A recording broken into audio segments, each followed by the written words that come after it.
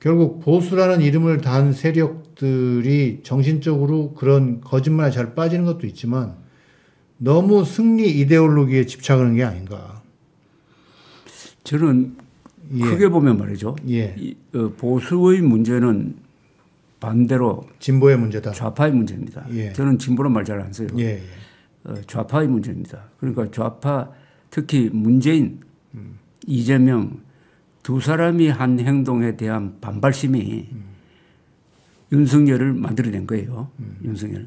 그러니까 극과 극이 이제 대결하는 셈인데 이번에 윤석열 대통령의 이 아주 과격한 비상계엄령 선포를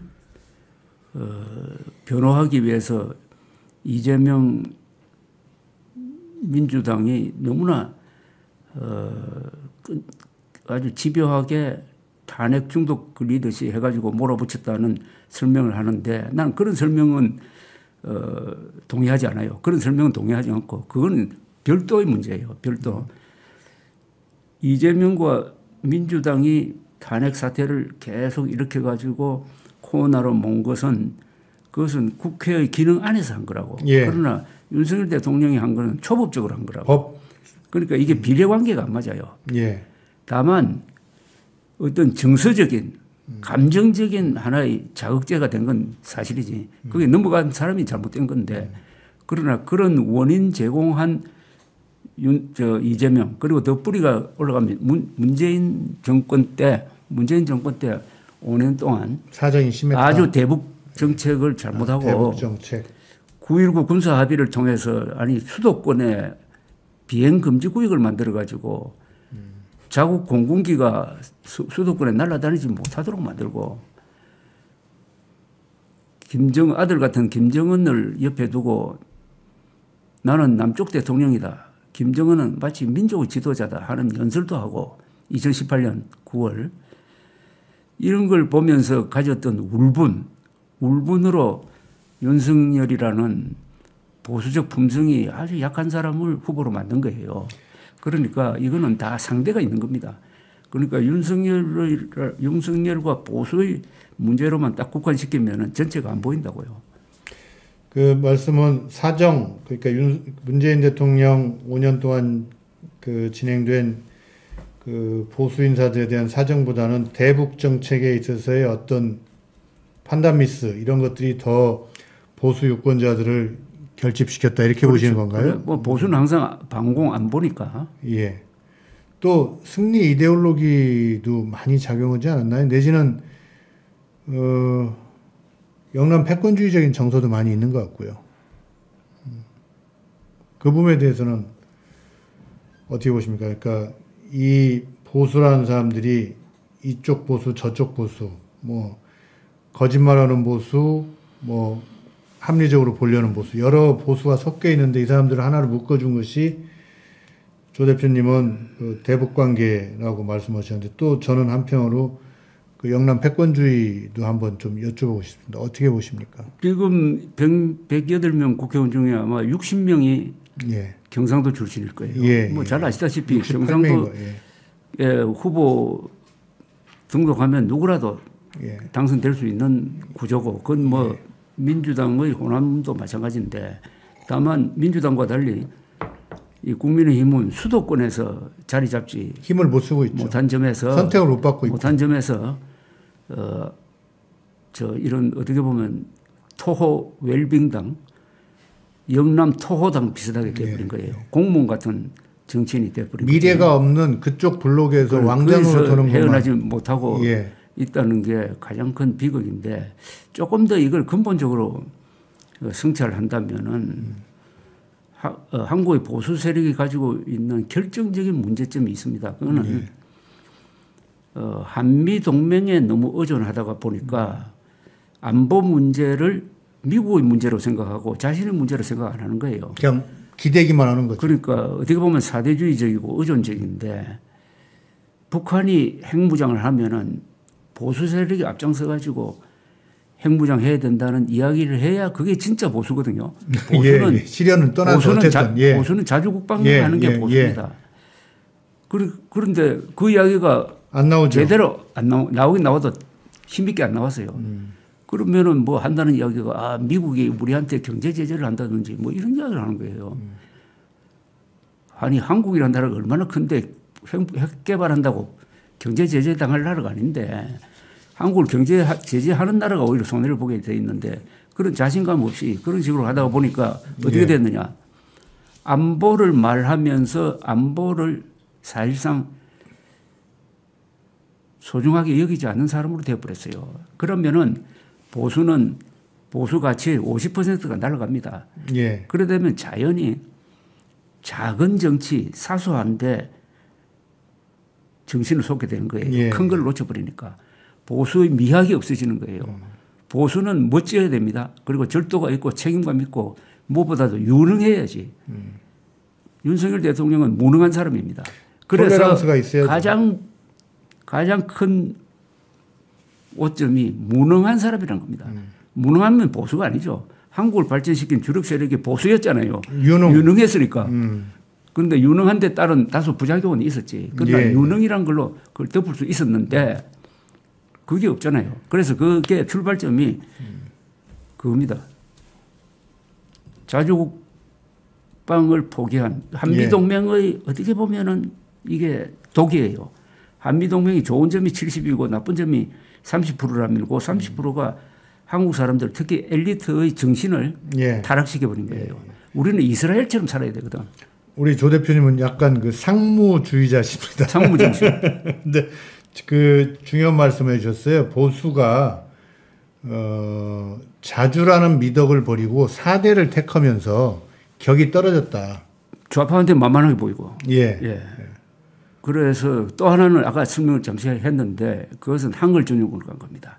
한글 전용으로 가면서 보수 세력이 격이 떨어졌어요. 원래 이 한글 전용을 주도한 언론사가 서울신문입니다. 아시죠? 예. 그 다음에 한겨레신문 아닙니까? 예. 우리 아시아에서 한자 버리는 정책을 추진한 게 다 이 좌파라고. 네? 좌파. 그러나 한자를 지킨 나라가 있어요. 그게 일본하고 대만 아닙니까? 근데 조선일보도 다 따라갔잖아요. 그러니까 그게 바로 한자 버리고 정신적으로 진 겁니다. 정신적으로 좌파 사상에 진 거예요. 줏대가 없는 거죠. 줏대가 없다기보다는 사상적 무장이 안 돼 있었지. 그러니까 언어가 얼마나 중요하다는 걸 몰랐어요. 그건 이승만 박정희도 마찬가지입니다. 두 사람도.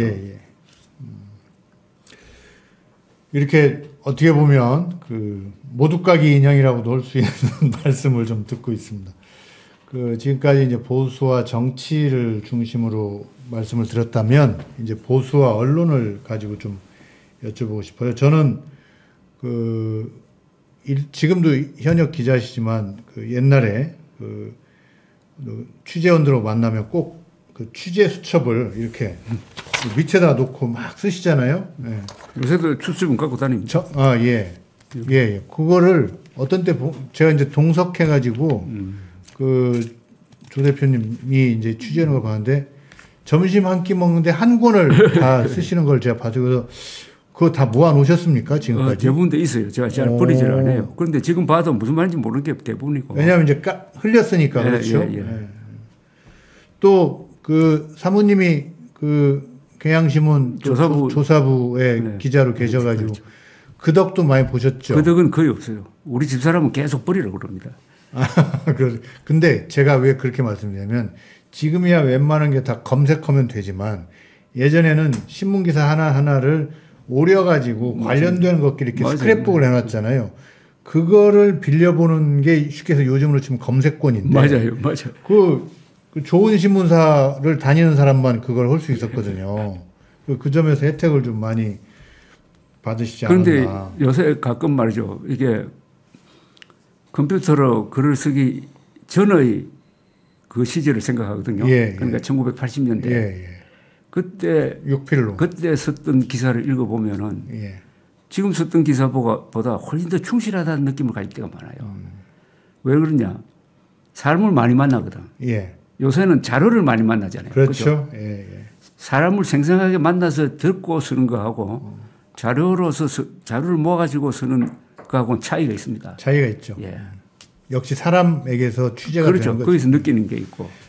또 그런 아주 냉혹한 얘기도 하셨어요. 나는 취재원을 보면 저 사람이 지위를 보는 게 아니라, 그러니까 대통령이냐 뭐 청소 분야를 보는 게 아니라 저 사람이 1단짜리 기사를 갖고 있느냐, 톱에 해당하는 기사를 갖고 있느냐, 그걸로 본다. 이런 얘기도 하셨어요. 그 비슷한 이야기 한 것 같아요. 약간 유물론적이십니다. 네, 사람을 기사감으로 보니까. 예. 그 지독함이 55년 차 기자를 낳은 거다. 저는 그렇게. 기자는 예. 특종에 대한 욕심이 사라지면 기자가 못 돼요. 예. 그 말하자면은 신기록에 대한 야심이 없으면은 운동선수 못 되는 거하고 마찬가지입니다. 저는 지금도 특종의 개념은 많이 달라졌지만은 특종 보면은 가슴이 뜁니다. 그리고 아주 기분이 좋아요. 최근에는 어떤 그 비슷한 경험이 있으셨어요? 저는 요새 특종은 제가 생각하는 특종은 흐름입니다. 흐름. 옛날에는 어느 특수한 사건을 팩트. 먼저 하는 건데 최근 되니까 흐름. 제가 정확하게 본 흐름이 몇 개 있습니다. 아까 예. 청와대 옮길 때부터 이거 이대로 가면은 윤석열 대통령 망한다. 망조의 시작이다. 그다음에 이준석 이런 식으로 몰아내면 2030 중도 잃는다.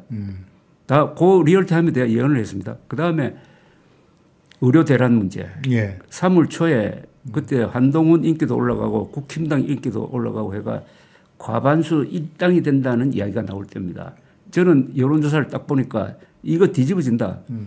의사들이 이탈하고 있다. 그래서 3월 6일 제 유튜브에도 쓰고 조갑지닷컴에도 썼어요. 이것 때문에 진다. 예. 진다. 뭐 이런 흐름을 정확하게. 그래서 요새 저보고 뭐 여기저기 나오라는 사람들이 많은데 왜 그랬느냐면 제가 윤석열 계엄 설마 계엄이란 걸로 이렇게 몰아갈 줄은 몰랐어요. 그러나 그 형식이 어떻든 이거는 몰락으로 가는 거다 하는 글을 써놓으니까 정확하게 맞았다고 판단해서 그런지. 뭐 그러면 예측 알겠습니다. 많은 그러니까 요즘은 팩트보다 트렌드를 잘 보는 게 특종이다. 그 예측한 트렌드 중에서 아직 실현이 되지 않은 게 있다면 어떤 게 있으신가요? 지금 대선 예측이 참 어려워요. 조기 대선 예측이 아주 지금 유동적입니다. 아직은 판단을 못하겠다. 예, 굉장히 유동적입니다. 한번 생각해 보십시오. 우리 김 선생님도 생각해 보면서 한번 예측을 한번 해보세요. 사실은 지금 예측하는 게 가장 큰 모험이면서도 적중하면은 그게. 아니 저도 뭐 친구들이랑 독서 모임 친구들이랑 예측해가지고 미국 대선 있기 한 3주 전에 내기에서 트럼프가 300명 이상의 선거인단을 받아서 승리할 것이다라고 15대 1로 이겼는데 지금 이제 이번 대선에서 어떻게 될지 예측을 못하겠다라는 것도 어떻게 보면 예측이거든요. 근데 사실 민주당권의 많은 분들은 지금 뭐 여론조사 안 좋아서 걱정이다 하지만 그래도 대세론을 믿는 편인데 지금 조 대표님의 이 얘기는 굉장히 그와 다르게 정말로 뒤집어질 수도 있다는 말씀이잖아요. 오늘 여론조사 공정이라는 데서 여론조사한 거 보면은 이재명 대 김문수, 이재명 대 원희룡, 이재명 대 오세훈이 비슷하게 나와요. 뭐 중간치를 짚으면 한 42대 37 정도로 나오더라고. 그런데 이상하게 이재명 득표율은 그 지지율은 항상 43, 40이에요. 딱 고정돼 있어요. 그런데 이쪽에 누구를 붙여더라도 36 정도는 받더라고요. 그건 사실 비슷해진 거예요. 같아져 버린 거라. 그러니까 고전적인 대선 구도로 돌아갔어요. 그건 뭐냐면 좌우 대결이니까 5%포인트 범위 안에서 결정이 되거든요. 그러니까 왜 이래 됐느냐 하는 것은 뭐 다 아시다시피 두 가지죠. 윤석열 대통령에 대한 가혹한 수사로 인식된 점, 윤석열에 대한 동정심, 그다음에 이재명 민주당의 독주, 폭주에 대한 저항, 분노 이런 게 상승작용을 이렇게. 그래서 한 달 사이에 뒤집어져 버린 겁니다. 이런 큰 여론 변화는요. 2009년 5월 노무현 서거 대통령의 극단적 선택 이후에 일어난 거하고 비슷합니다. 그 전과 후의 변화 크죠. 네. 그 전에는 거의 대부분이 노무현 대통령을 버렸잖아요. 그러다가 그런 식으로 드라마틱한 사건이 있은 후에는 완전히 달라졌잖아요. 이것도 새로운 해석이십니다. 동의하고 안 동의하고를 떠나서 보수 쪽 사람들은 2009년 5월에 노무현 대통령이 서거하신 것 이후에 이제 보였던 그런 흐름과 민심 변화와 좀 비슷하다는 얘기인데, 저도 하나 또 새로운 해석을 하자면, 지금 이재명 대표가 덮어쓰고 있는 그 악마화된 이런 것들은 87년 대선이나 92년 대선 때 김대중 후보가 뒤집어 썼던 거하고 좀 비슷하다, 이런 생각도 있습니다. 어떻게 생각하십니까? 그거보다는 훨씬 더 심각하다고 보는데요. 이건 훨씬 더 구체적이고. 그 전에 있었던 건 주로 사상적인 겁니다. 예. 그죠? 예. 김대중. 빨갱이다. 그런 거였지. 지금은 구체적인 범법행위 아니잖아요. 그리고 재판이 진행 중이잖아요. 그 다음에 지금 이재명 대표의 앞에 놓인 정치 일정 중에서 두 개가 제일 중요해요. 2월 15일과 5월 15일입니다. 2월 15일까지 항소심 재판이 나와야 되거든요. 그러니까 반드시 3개월 내로 앞에 선고일로부터 3개월 내로 항소심이 나와야 되고, 그로부터 3개월 후에 대법원 판결이 나와야 된다고요. 633 법칙이 지켜진 사례는 10% 이하 아닌가요? 그런데 그거는 과거에는 통했어요. 예. 이번에는 안 통합니다. 왜냐? 윤석열 대통령 탄핵 심리가 먼저 끝날 가능성도 있거든. 그러니까 윤석열 대통령 탄핵 심리와 이재명 대표에 대한 법원의 재판이 같이 진행되어야 한다. 예. 그 논리는 굉장히 큽니다. 그 여론은 우선 논리적이고, 또 그 여론에 가세할 반 이재명의 그 감정이 대단하고, 또 한 사람이 감옥에 있다는 것, 현직 대통령이 감옥에 있다는 것에 대한 울분, 예. 또는 형평성을 요구하는 인간의 심리, 이런 게 모이면요, 저는 이재명 대표가 과연 이 여론의 압박을 견딜 수 있을까 하는 회의가 들어요. 저는 개인적으로는 비교를 하자면 지금 민주당과 이재명 대표에 대한 어떤 여론조사상의 어려움은 작년 2월, 3월에 민주당 그 현역 의원 물갈이하고 나서 들끓었던 여론과 그때의 여론조사 결과들, 그래서 뭐 국민의힘이 이길 수도 있다, 뭐 심지어 그런 얘기까지 나오고 있는데, 그런 터널을 통과하고 있는 게 아닌가 싶기도 한데, 뭐 오늘 그런 토론을 하기 위해서 선생님 모신 건 아니고, 선생님이 갖고 계신 그런 관점이나 견해들을 한번 전달을 하고 판단과 평가는 시청자분들이 하실 거예요. 그런데 이 부분은 굉장히 중요해요. 예. 왜냐하면 미래의 권력을 결정하는데, 예. 제가 느끼는 기자로서의 감이 지금 말씀하신 그것보다는 훨씬 더 강력합니다. 내가 또 기본적으로 보수 진영에 몸담고 있는 사람이니까 제가 직접 느끼는 거 있잖아요. 자관 좀 더 지켜보겠습니다.